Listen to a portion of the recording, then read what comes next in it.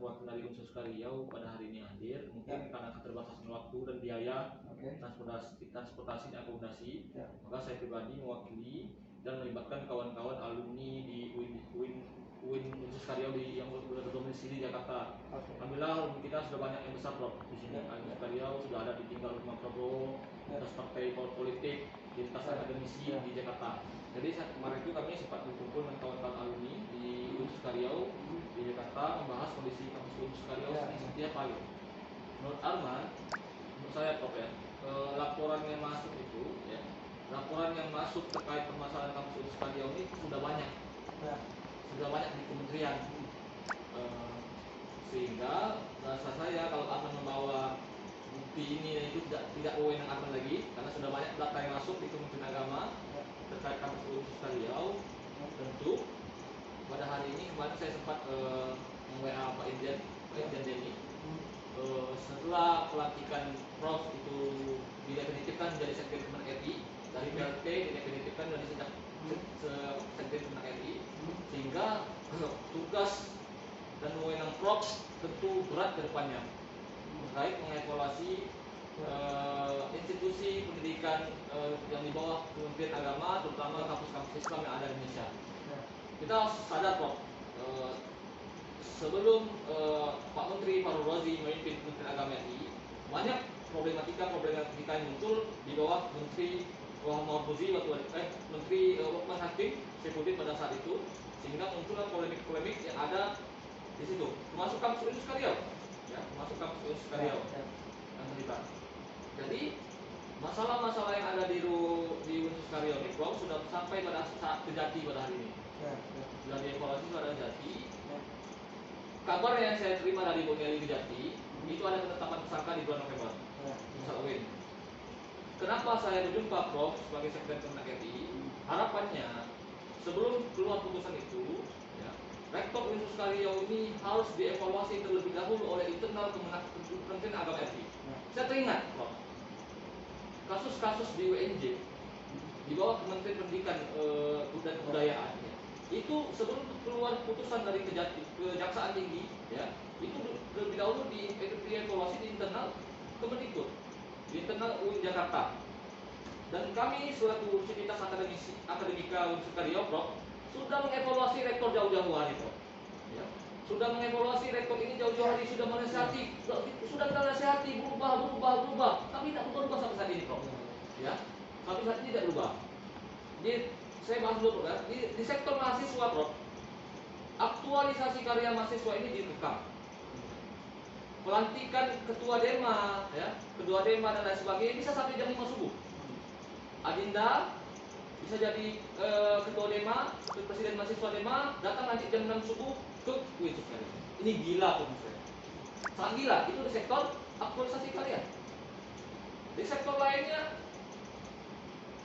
upaya menyampaikan pendapat ini dikekang di internal kampus UIN, baik di sektor mahasiswa, di sektor lainnya, di sektor alumni dan lain sebagainya, menyampaikan saat ini keluarlah BAP bagi mahasiswa, seolah-olah rektor Unsur Riau ini seperti Tuhan Bro, ya, seperti Tuhan. Jadi menganggap dia betul-betul benar. Prof harus ingin tahu, ya, Prof harus tahu marwah kampus Unsur Riau itu besar sebenarnya di Riau. Selama ini Prof, rektor yang didemo puluhan ratusan kali itu cuma adalah Profesor Dr. Mujahidin Prof. Yang didemo ratusan kali itu adalah cuma rektor pada hari ini Profesor Dr. Haji Ahmad Mujahidin. Kalau seandainya ini rektor ini benar Prof, tak mungkin gejolak terjadi di internal UIN dan di luar UIN.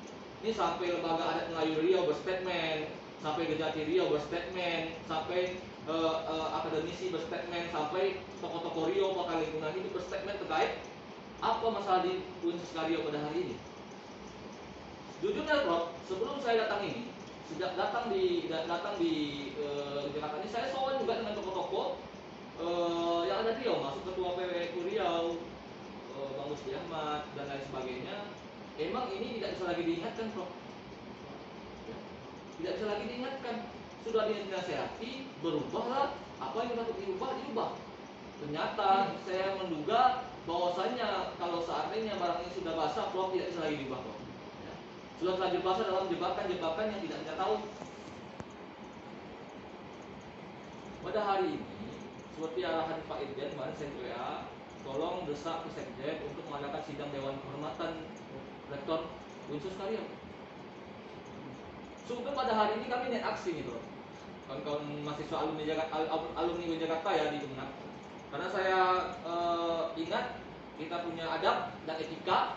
Saya ingin jumpa Prof dulu, mendengar tanggapan Prof seperti apa. Kalau mentok juga, maka saya pastikan Prof, kawan-kawan alumni Jakarta, alumni UIN di Jakarta yang sudah menjadi orang-orang besar semua turun untuk di sini mengevaluasi rektor universitas ya. Terlepas itu ada dugaan kasus korupsi, terlepas ada otoritatifnya di internal Universitas Riau dan lain sebagainya, gejolak ini muncul, ya. Sehingga butuh pendapat Prof mengenai ini, ya. Mungkin demikian Prof yang saya sampaikan, sedikit yang ingin saya sampaikan sebagai pembuka acara. Terima kasih Prof. Assalamualaikum warahmatullahi wabarakatuh. Bismillah, alhamdulillah, tentu saya sebagai sekjen menyampaikan terima kasih atas penyampaian aspirasi ini. Ini penting untuk dalam konteks memberikan informasi yang komprehensif terkait dengan pihak yang dalam hal ini yang dilaporkan dan lain. Jadi perlu Mas ketahui ya, memang pada level ini sebenarnya kan pertama inspektorat jenderal ini yang memiliki kewenangan untuk menginvestigasi. Yang kedua adalah karena UIN itu di bawah pembinaan dari Direktorat Jenderal Teknis, ini inspektorat sebenarnya dari sana untuk kemudian secara bersama-sama inspektorat investigasi di Teknis kemudian kita lakukan, lalu kemudian kita lakukan langkah-langkah untuk dilakukan tanda petik tindakan yang setimpal dengan apa yang dilakukan. Prinsip kita menjunjung tinggi siapa yang salah dihukum itu pasti, ya itu saya jamin. Dan beberapa kali Mas tahu rektor PN Pontianak juga sama bebas tugasan, itu ada bagian, tapi harus melalui mekanisme yang saya rasa penting untuk waktu. Jadi harus memastikan bahwa betul-betul yang bersangkutan ini secara sah dan meyakinkan dia melakukan perbuatan yang melawan hukum, itu satu.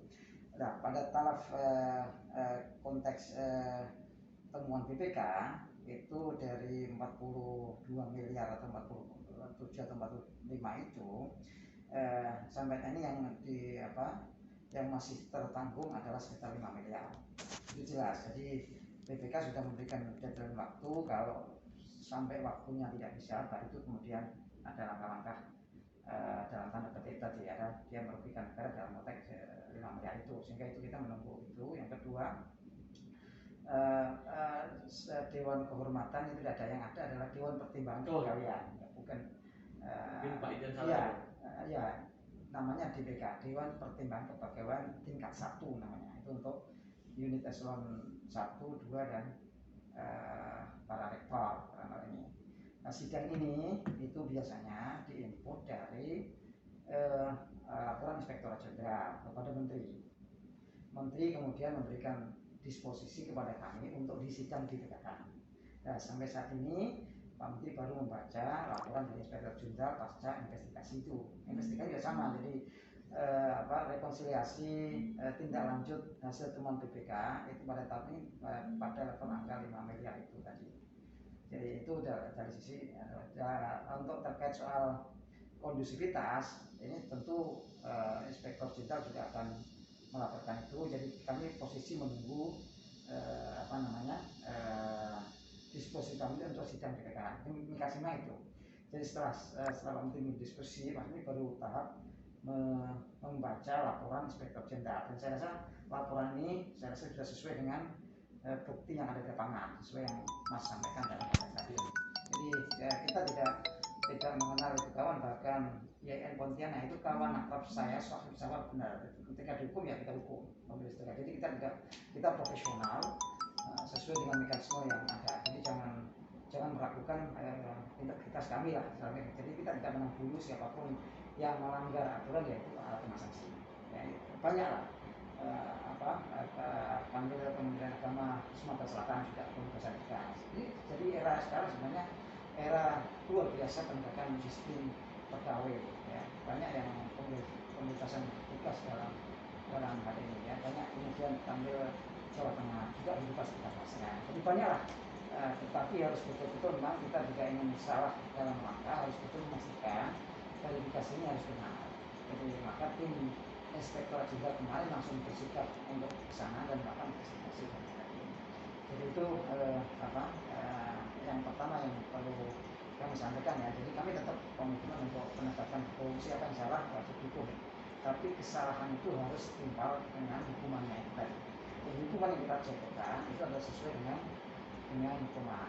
Jadi kalau pada tingkat tidak ada kita mengacu pada PP 53 kalau soal disiplin tadi, soal disiplin. Jadi misalkan nuansa akademik yang diburu oleh rektor itu masuk dalam nanti adalah penyalahgunaan wewenang kalau kita.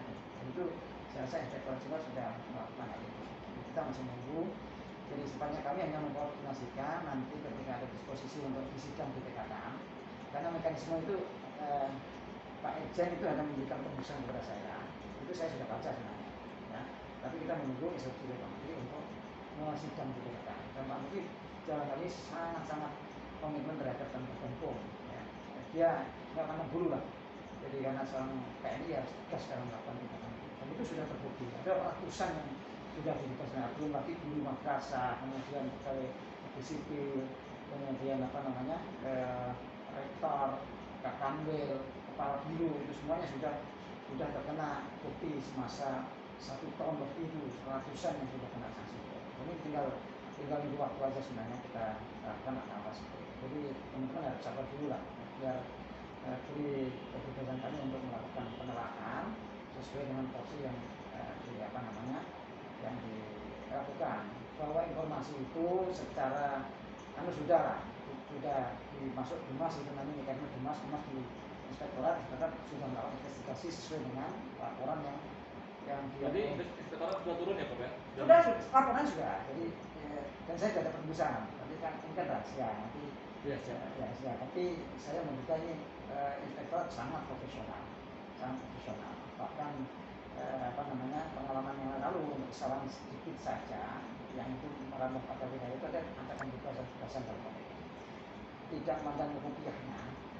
Itu ada rupiahnya tidak sampai 1 juta saja sampai pembebasan jabatan, apalagi sampai bermegah-megah. Ini perlu diketahui oleh Anda semuanya dalam konteks ini. Jadi sudah kerja profesional, rekomendasi lah kemudian kita nanti atas perintah Menteri untuk menyidangkan, lalu kita rembuk semuanya termasuk teknis yang menjadi pembinaan dan eselon 1 lainnya untuk memastikan lalu keputusan apa baru kita kemudian serahkan Menteri mendiskusi lagi untuk memberikan sanksi apa yang diperlukan. Jadi itu mekanisme yang harus kita lalui dalam konteks ini. Jadi termasuk juga di DPR sudah disuarakan Mas sama dengan Anda. Jadi bahkan bilang sama Menteri udah itu pecat saja dan itu sudah disuarakan, itu sudah sampai ke tapi kan kita harus ada mekanisme yang harus kita harus pahami, kemudian kita sekaya membeli kacang, jadi jangan sampai salah. Karena apa? Di eranya dulu ada salah Mas, ada salah memberikan sanksi hukuman yang mestinya itu tidak pembebasan, itu dibebaskan. Lalu kita recovery karena ada bukti baru, novum baru yang itu tidak terbukti dalam konteks ini. Maka Inspektorat kali ini bekerja dengan profesional, berpengalaman dari yang lalu. Jadi ini saya rasa penting dan pastilah pada saatnya nanti akan ada tindakan lah dalam konteks ini. Ya. Pertama menjaga marwah Kementerian Agama. Iya, penting Pak. Yang kedua suasana kampus adalah bagian dari tridharma perguruan tinggi yang salah satunya menjunjung tinggi nilai-nilai akademik. Ini harus tidak boleh ada pengecualian ataupun penekanan dalam konteks kebebasan untuk menyuarakan pendapat dan seterusnya. Jadi ini saya jamin lah pasti kalau nanti pada saatnya sidang itu nanti kita akan profesional. Ini kita sudah bisa itu yang perlu kami sampaikan dan kita juga punya suara ketum lah, kita kan punya panel di sana untuk memberikan apa tanggapan dan seterusnya, dan apa namanya ya dalam hal inilah sampai pada dalam konteks kalau sudah sampai penyalahgunaan itu hukumannya berat mas. Salah satu misalkan kan laporannya kan ada itu kan ada biaya-biaya sampai istrinya tiketing, misalnya itu kan penyalahgunaan, seharusnya nggak boleh. Yang nggak boleh seorang pejabat itu melibatkan keluarga dalam konteks penggunaan anggaran negara dalam ya, yang boleh ya, para pejabat tinggi negara. Jadi, ini yang salah satu yang sudah masuk. Nah ini kita tunggu perintah Menteri berdasarkan ini baru misalnya laporannya baru Inspektorat Jenderal baru memasukkan. Kapan Pak? Baru ya, sebelum kemarin libur apa? Cuti bersama. Panjang ini masih di Menteri nanti membaca nanti saya kan kita akan disuruh untuk sidang di PKN. Jadi bukan Dewan Kehormatan kan? Justru Dewan Pertimbangan PKN itu yang menyatakan. Tapi Pak Irjen salah nih Prof. Pak Irjen kan bilang Dewan Sidang Dewan Kehormatan. Ya istilahnya DPK bukan kehormatan. DPK itu mekanisme peraturan agama di nomor 2 itu menyebut itu. DPK ada D3 ini melibatkan yang ingin estimasi dan input temuannya itu dari Inspektorat juga menyampaikan. Ya, nah ini loh pelanggaran ini pasal ini, kemudian rekomendasinya Inspektorat ini, lalu diberi tanggapan, lalu kita memutuskan teks yang terbaik. Jadi itu mekanisme dari kita tunggu lah. Jadi gini Prof, apa nggak menyampaikan kawan-kawan dari kita ngeluarin nih Prof ya. Pasal buka Pak Sekjen juga nanti akan tunggu informasi kami semua instrumen yang ada di Universitas Riau, Civitas Akademika Universitas Riau menunggu informasi pasti 1 kali 7 hari ini Prof. Seminggu hari ini. Silakan Pak Sekjen dan Menteri memfollow up terkait sidang pertimbangan pegawai ini. Jangan sampai ini Pak Sekjen keluar putusan dari Kejati seolah-olah Kemenak selama ini melupakan kasus Universitas Riau. Nah, saya tidak ingin itu Prof. Enggak, makanya kita punya independensi, punya mekanisme sendiri. Saya harapkan gitu Prof ya. Selesai dulu dari internal UIN, baru nanti Kejati yang mengsikat kalau seandainya ada masalah ini Prof. Harapannya seperti kata Pak Prof tadi, laporan sudah masuk sebelum libur panjang cuti bersama kemarin ke tangan Menteri. Harapannya Pak Sekjen, Pak Irjen mampu memfollow up Menteri agar segera berdisposisi untuk sidang pertimbangan pegawai. Kalau tidak juga Prof, kami alumni UIN yang ada di Jakarta semuanya nanti menyampaikan juga ini tidak lagi bisa dibiarkan Prof, ya kan? Sehingga gejolak ini kalau seandainya kampus ini baik-baik saja Prof, saya yakin menurut Pak Sekjen ini tidak akan ada seperti ini Pak Sekjen. Tidak mungkin saya menjumpai Pak Sekjen tidak mungkin. Ini tidak sampai ribut aja sudah kena putusan final Mas, apalagi ini. Jadi memang kita bekerja ada SOP yang harus kita lalui. Jadi di Pontianak aja nggak ada ribut seperti ini aja bisa.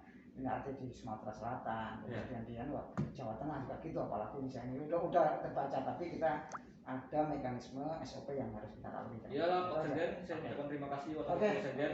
Saya tunggu informasi 1 kali 7 hari pada hari ini Pak Sekjen. Terima kasih.